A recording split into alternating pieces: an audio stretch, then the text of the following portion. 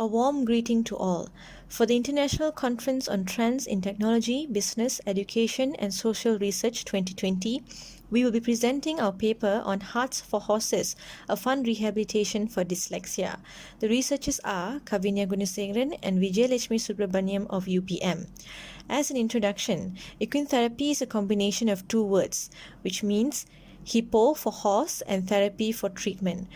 According to Professional Association of Therapeutic Horsemanship International 2016, equine therapy is an equine-assisted activity with the aim of positively impacting the cognitive, physical, emotional, and well-being. Also, according to Kim and Lee 2014, equine therapy bases the concept of dynamic systems that shows similarities between humans and horses in terms of walking. Figure 1 also shows the similarity between horse and man. In terms of dyslexia originates from the combination of two words, dys, which means difficulty, and lexis, which means language, which focuses on the core problem, learning difficulty.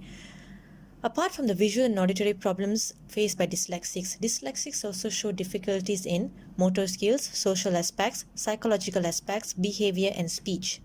The literature review shows that Suwalski in 2015 analyzed the effectiveness of horse therapy in language acquisition, whereas Anderson and Mintz in 2016 evaluated the impact of horse therapy on children's social functioning, and the results show that an increase in sensory integration, focus, and social motivation.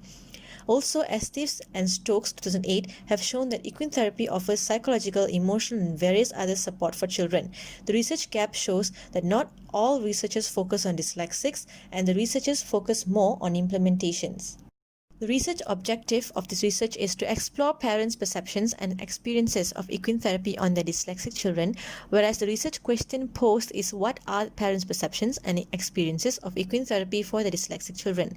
As for methodology, the research model used is equine therapy model by American Hippotherapy Association.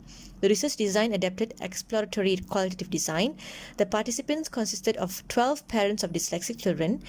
As for data collection, interviews, fieldwork, recordings, and notes were taken. Data analysis used thematic analysis by Braun Clark's 2006. The research took place at two places, Malaysia Dyslexia Association and Equine Unit Centre UPM. To further increase the validity and reliability of data in the data analysis, the researcher used data triangulation by having three sources of data: recordings, field notes, and interviews.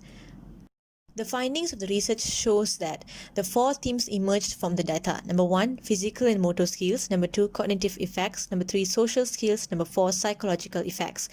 Number 1, physical and photo skills showed that there's an improvement in coordination, hands and left and right, soft motor skills, fingers grip control, and balance and posture.